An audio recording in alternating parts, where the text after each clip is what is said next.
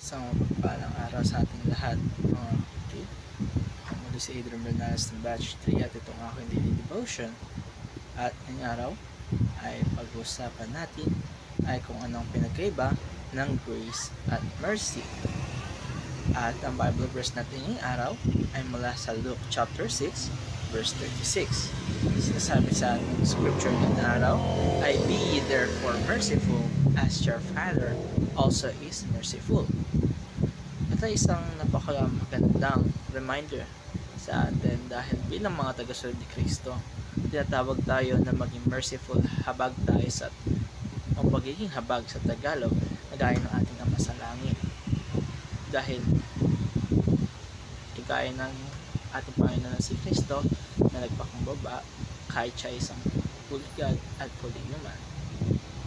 Ang grace naman, ito ay ang biyaya ng Diyos na binibigay niya kahit na hindi natin ito karapat dapat.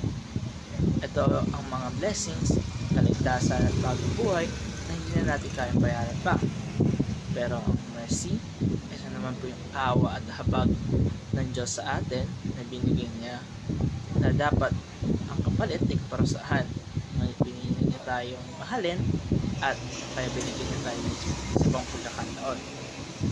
Mercy is God's tender expression of goodness toward those who are suffering, weak, or in distress. Sa madaling salita mga kapatid, ang Diyos ay may pusong mahabagin at tumutugon sa mga nasasaktan, nagkakamali, o nangangailangan.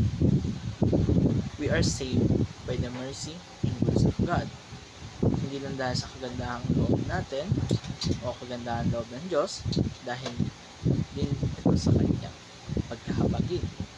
Kaya nasasabi sa Romans chapter 9 verse 16, "It is not of him that willeth, nor of him that runneth, but of God that shew mercy." Kung tutusin, pag-take natin ang ating mga sarili mga kapatid, ang dami natin pagkukulang. Hindi tayo sapat. Lagi tayong dadapa sa kasalanan. Minsan naman, nawawalan tayo ng paniniwala, nagtataas at nagbibigay ng palibag pagkakataon pa rin ng Diyos kahit na tayo ay napakasalanan at napaka-selfish natin tao. Si Jesus mismo ang perfectong larawan ng mercy. Sa mga kwento sa Biblia, makita natin kung paano siya magpatawad, paano siya magpagaling kung may mga sakit, nagpatawad ng mga makasalanan at naniwala sa mga taong tinanggihan ng lipunan ng kanyang habag at hindi lang salita kundi gawa. We can appeal to God who is rich in mercy. Napakahalaga na alam natin na maaari tayong lumapit sa Diyos at humingi ng kanyang awa kahit gaano kabigat ang kasalanan natin at kahit ilang ulit na tayong nagkakamali. God's mercy is greater than your mess. God's mercy is greater than your mess.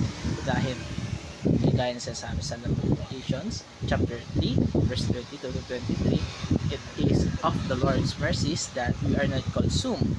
They are new every morning." Ibig sabihin mga kapatid, gising natin ay may panibagong habag si Lord na nakaabang.